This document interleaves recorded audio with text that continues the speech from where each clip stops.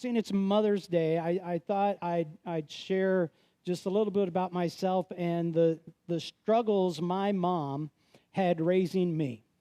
Right? I was the kind of child. She always tells the stories of how hard I was to discipline, because she would do the whole, okay, you need to sit in that chair until I tell you can get up. And so I'd sit down in the chair, and I don't know how much time would pass, and my mom would say, okay, you can get up now. And I'd say, hang on, I'm playing a game in my head. I'm not quite done yet. They would take my allowance, and I'd be like, you and Dad probably need this more than I do. And she's just like, oh, how do we discipline this child? And I wasn't trying to be that kid, right? I was trying. Now, I also need to defend myself a little bit.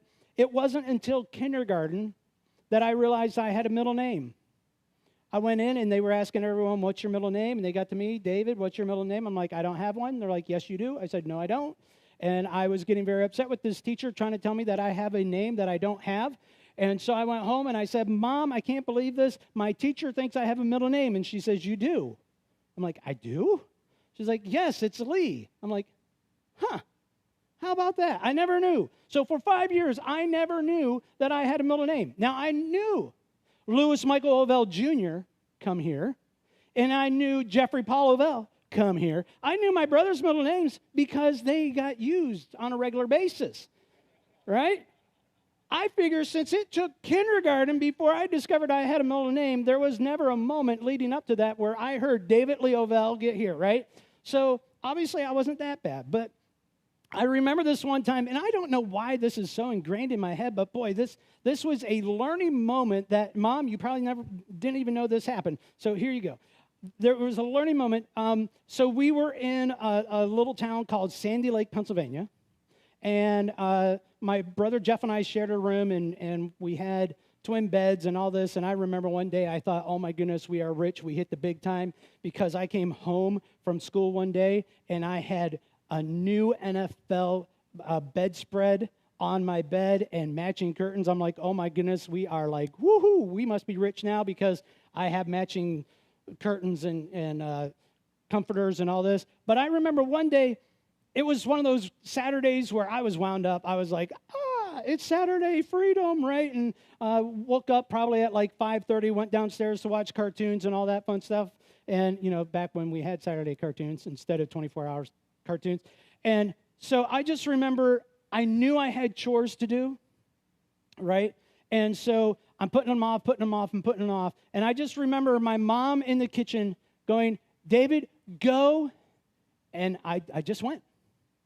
I just left.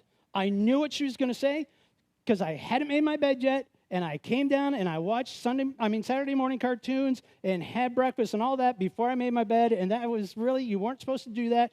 And so I'm like, I know what she needs. And so I ran upstairs. I made my bed. I was like, I'm in trouble because I should have done this first. So the military would have been proud. I'm sure you could have bounced a quarter off of it, right? And so it was beautifully done. And I went back downstairs and I got into the kitchen. I was so proud. I'm like, Mom, I made my bed. She's like, where's your brother? I said, what do you mean? She's like, I asked you to go get your brother. I'm like, oh. She goes, why'd you make your bed? I said, because it's Saturday morning. And she's like, no, I'm washing the sheets today. You didn't have to make your bed. I'm like, So I learned a very important lesson. When someone says, go, you need to stop and figure out what they actually want you to do instead of assuming what they want you to do, instead of just going, oh, I think I know what you want me to do, so I'm just going to go ahead and I'm going to just go and get it done real quick so I can get that taken care of. So we've got just a quick two-part series that we're starting today that is go and. So these are two go and statements that Jesus has made that I think are very important. And sometimes in our lives, we can get this sense of, oh, God wants me to do something, so I'm just going to go and do whatever. These are two go statements that I think we need to stop and say, okay, let's take a breath, and let's actually take a look at what these statements have to say and what they can teach us and how we apply these to our lives today. Now, today's statement is going to be very familiar to those of us who have been in church for a while, and it's around the Great Commission, so it's found in Matthew, the book of Matthew, chapter 28, verses 16 through 20. And it says this, then the 11 disciples, because at this time Judas is no longer there, went to Galilee, to the mountain where Jesus had told them to go. So this is after Jesus' death and resurrection, and Jesus had told the disciples, hey, meet me in Galilee, and so that's where they were headed. When they saw him, they worshiped him, but some doubted. Now, we're not going to touch on this a whole lot today, but I wanted to put this up there because I think we can pass by that so quickly because it doesn't make sense to us and we don't understand it, and so we don't want to talk about it. Look at that verse. So the disciples are going to meet Jesus. That's where they're going, right? So Jesus, who died on the cross and was resurrected, they're going to meet him because he told them, go here to meet me. So they're on their way to meet up with Jesus. And when they saw him, they worshiped him, but some doubted. I don't know about you, but oftentimes I thought, man, if only I would have lived during Jesus' day, it'd be so much easier, right? But here are people who actually experienced Jesus face to face with Jesus, talked with Jesus, saw him die, know that he's resurrected, and some still doubt. They worship, but some doubt it. And I just want to encourage you, if you're doubting today, it's okay. God's big enough. He can take it. There are times when you're going to be faced with issues, you're going to be faced with struggles where you might doubt. You might doubt the songs we just sang today about how good God is. You might be going through a struggle where you're thinking, well, where is he? And I just want to say, don't run from that. Maybe find some comfort in Psalms, because I'll tell you what, there's Psalms where David is just praise, praise, praise, and then there are Psalms where David is like, why have you left me? So doubt, it's not a sin to say, oh my goodness, I'm having some doubts. But they worshiped him and some doubted. Then Jesus came to them and said, all authority in heaven and on earth has been given to me. Therefore, go and make disciples of all nations. So there's our go and statement. Therefore, go and make disciples of all nations, baptizing them in the name of the Father and of the Son and of the Holy Spirit, and teaching them to obey everything I have commanded you. And surely I am with you always to the very end of the age. So this is a very popular passage of Scripture. It talks about, hey, we need to go out and that sort of thing. But I want to dive into it just a little bit deeper. So go and make disciples. First thing I want to talk about is go. Go and make disciples. Now, we've talked about this several times, but I've learned that we need to repeat things. You know, repetition kind of helps with memory and maybe kind of a call to action kind of thing. It's amazing. Back when I was in student ministry and I would do all sorts of leadership training, and I would say the same thing over and over and over again, and then we would go to some youth conference, and some guy standing on a big stage with a big crowd would say the exact same thing that I said, and they're like, oh, that's good stuff. And I'm like, yeah, man, we should try that, right? So sometimes we need to repeat things, and so go and make disciples. Jesus didn't say, hey, stay here on this mountain and make disciples. I want you to pitch tents. I want you to build homes. I want you to stay right here, and I want you to wait until everyone comes to you to make disciples. No, Jesus says, go. So this is an action word. This is not passive. We're not supposed to just, someone wanders across our path, and we're like, oh, well, maybe you want to be a disciple. We need to be more active in it. We need to be more engaged. You know, I kind of look at it as fishing. You know, when I was younger, it was great. Everywhere we lived, we kind of seemed to live right next to, depends on where you live, a creek or a crick. I'm not sure what it is here in Iowa, so I'm going to say a stream. And right, so we would live next to a stream or a small river, and so being three boys, it was great. We could always go fishing. My way of fishing, because I didn't know any better, was, you know, you get your fishing pole, you get a bobber, you get some bait, You throw it out there, and you just sit there, and you wait for a fish to come by that is hungry enough to eat worms. And I still don't understand why fish eat worms. Like, we dig them out of the ground where there are no fish, and then we put them in the water, and somehow a fish recognizes that, oh, I want to eat that, right? I don't know how that works. But anyway, so it's just a bobber. It's very passive. Ploop. And then I just sit there. And I wait for the bobber to bob until, oh, there's a fish, right? Now, years and years later, I moved to Green Bay, and I get an intern who is a diehard fisherman. I mean, he has his own company now, sells bait, all that fun stuff, and he is literally now traveled around the world fishing and all this stuff. And so he took me fishing, and I'm like, yeah, let's go fishing. So what do I have? I've got my pole, I've got my bobbers, I've got my hook, I've got some bait. And he looks at me and goes, what's that? I said, it's my tackle. He's like, no, it's not. I'm like, oh. He's like, all right, here we go. We're going to start over. And now he's teaching me, okay, so this is the kind of fish we're fishing for. This is where we find them. And so we're going to need to walk upstream until we find the right conditions. And this is the bait we're going to use. And this is how you're going to cast it out there and try to entice them and all this. And so I'm like, this fishing is a whole lot more work than when I was a kid. It's a lot more enjoyable just throwing that bobber out there and just sitting there like, oh, it's a beautiful day, right? I mean, he is working. He's going after the fish actively, saying, you know what? We need to find where they are. I remember one time we were going to go fishing. It was a few of the staff from the church, and he's like, oh, my goodness, the perch are biting. I know exactly where they are. We were just bringing in just a bunch of perch last night, so let's go. And we're like, cool, we'll go. And we go out there, and the perch had left. Yeah. And we're fishing. We're just like, sure, Garrett, sure. He's like, hey, okay, let's try this other spot. Nothing. He goes, all right, well, since that seems to change, let's switch something else. And we switched to other bait. He's like, let's go after some northern. So we went from like wanting perch to let's get some northern. And I'm like, oh, that sounds exciting. And sure enough, he took us, and man, I think like my third cast out, pulled in a nice northern. Again, it's being active. It's being focused. It's saying, let's go to where they are. Let's go to where they are. And so we need to, as Christ followers, go.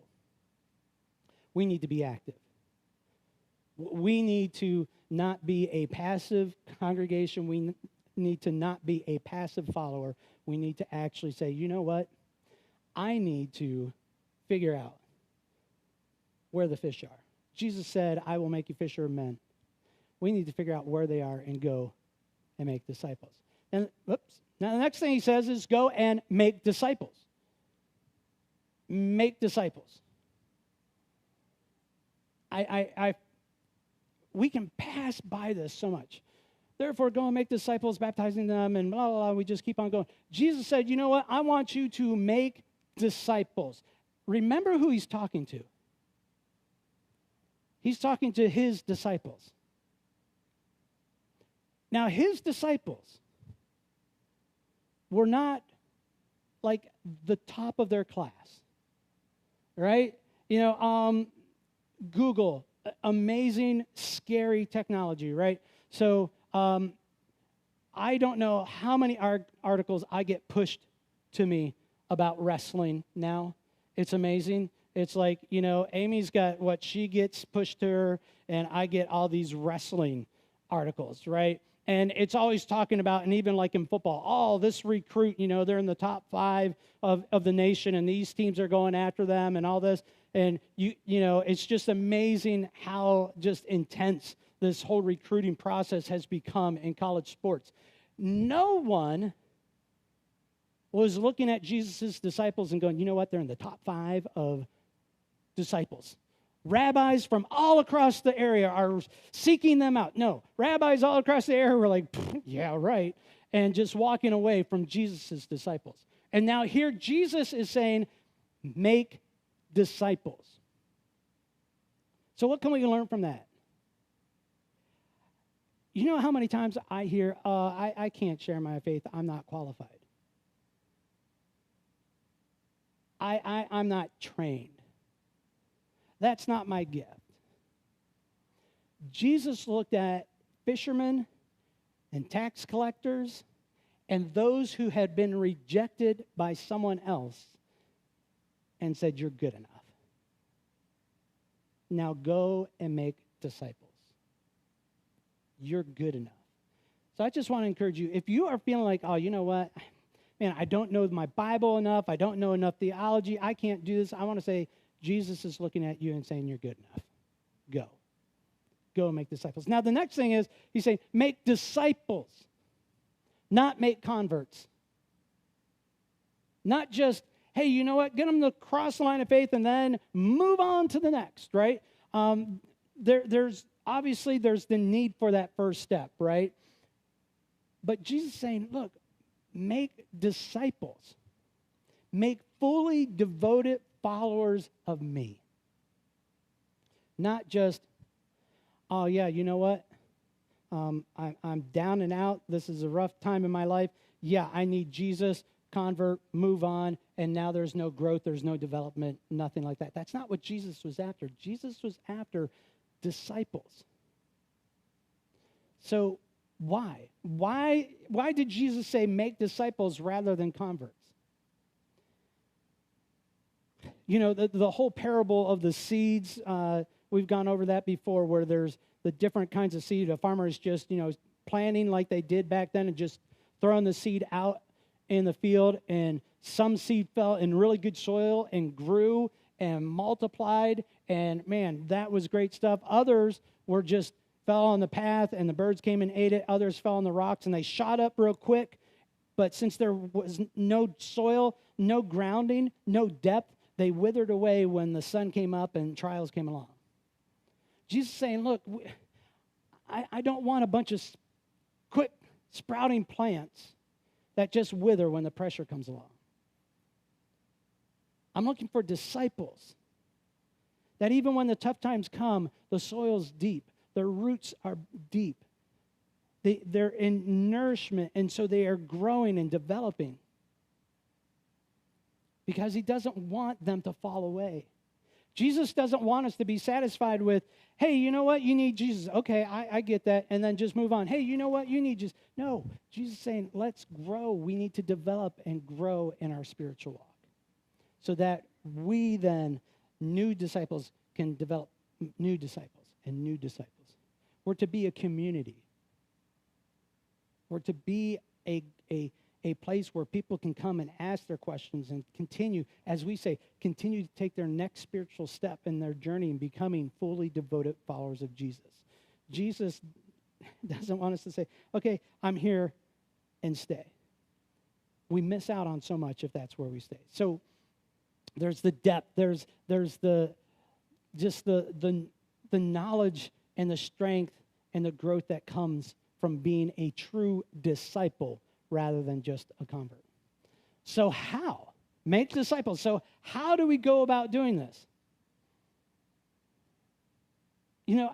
It's interesting. Things change. Cultures change and processes change, and I get that. But I look at how Jesus made disciples, and I think there's a lot in that doesn't change.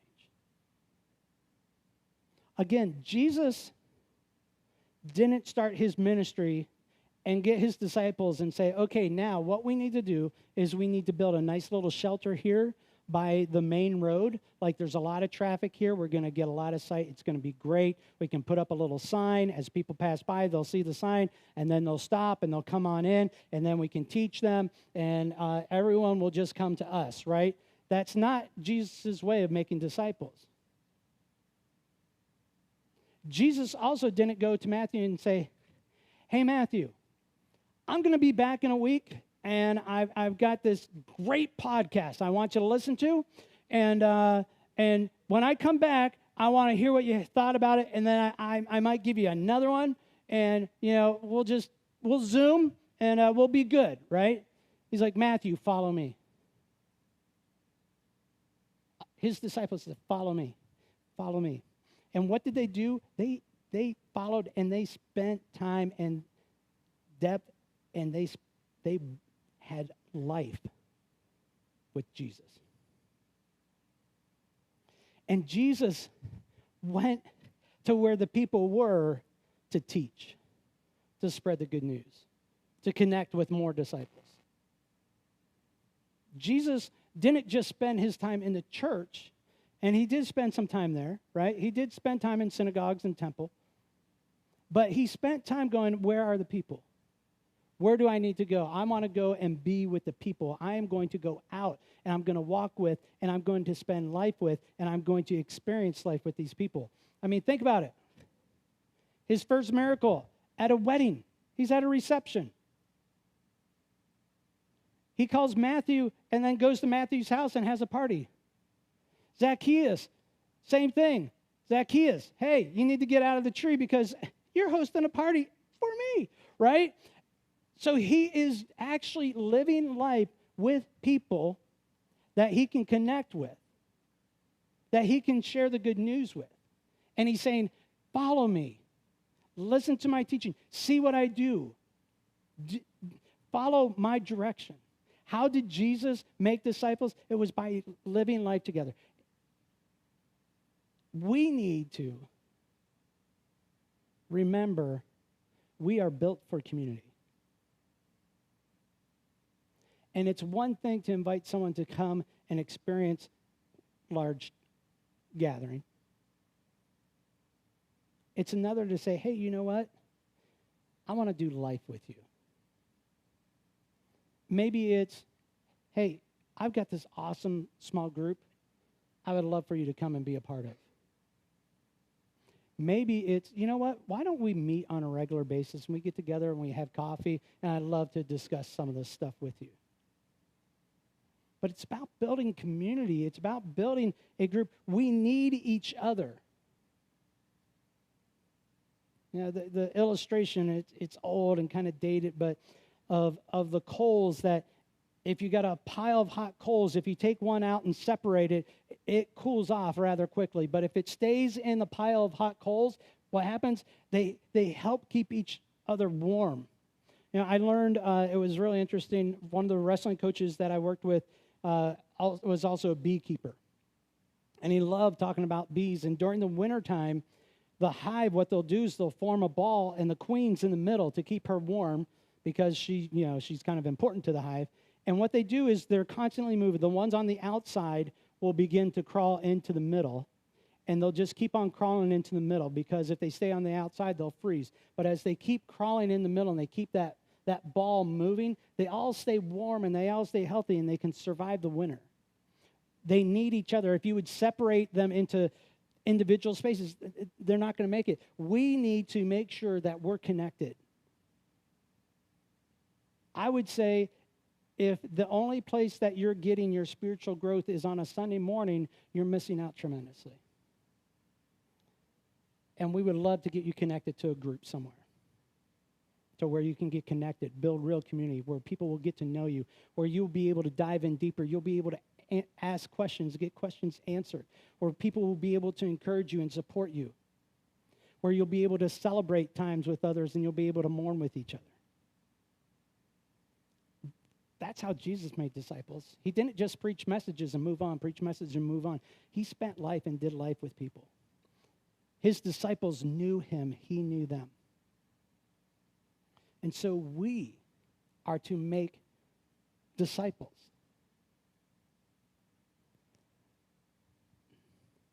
That's a commitment. And I get it. We're busy. But Jesus is saying, what I want you to do is, I don't want you to just go out and preach to people. I want you to do life with people. I want you to truly get to know people. And I want them to get to know you. And I want you to feed into them. I want you to help develop them. I want you to be there during the tough times. I want you to be there during the great times. I want you to have true community. And so that's our goal here. Not just, man, we don't want people to just show up for Sunday. We don't want you to just show up for Sunday. We want you to show up, and we want you to get connected somewhere else as well. We want you to get connected to a group. We have 3 groups that meet here Sunday morning before the service. There's one place to start. If that's not a good time for you, man, contact us at the church, and we will find a group that's going to fit for you. Or if there's not one that fits, we'll help you start one. We would love for everyone who calls Hillside their church home to also have a group that they call their group. We want to, as clusters of people, to be following Jesus and encouraging each other to, hey, let's get closer, let's get closer. Hey, based off of last series, if you don't know what I'm talking about, hey, we're not dusty enough. We're not dusty enough yet. Let's get a little closer. Let's do a little bit more work. If you don't know what I'm talking about, watch last series. It's online. Go and make disciples. The first question I'd ask is, how would you classify yourself? Would you classify yourself, and I'm not putting shame or blame or anything. I'm just saying the first step is really evaluating where are you on this line. So are you still checking things out, right? So maybe you're not sure about it, maybe not interested, whatever. If you're here, I would encourage you and check it out. At least give it a shot. Right? I mean, what do you have to lose to truly investigate, is there any truth to this Christianity thing? Or maybe you've made that commitment and, well, let's go one more step. Maybe you've been attending church and you're very religious, but you've never actually made the commitment. You never actually said, you know what? I am a sinner. I need to turn my life over to God. Maybe here's where you are. And you're feeling okay. I would tell you, this is a scary place to be. Because you think you're doing all right, you're doing all these good things, but really you haven't taken the most important step, and that is actually turning your life over to Christ and realizing all the good you're doing, all this religious stuff, There's a lot of religious people out there with a lot of different religions. That's not really helping them.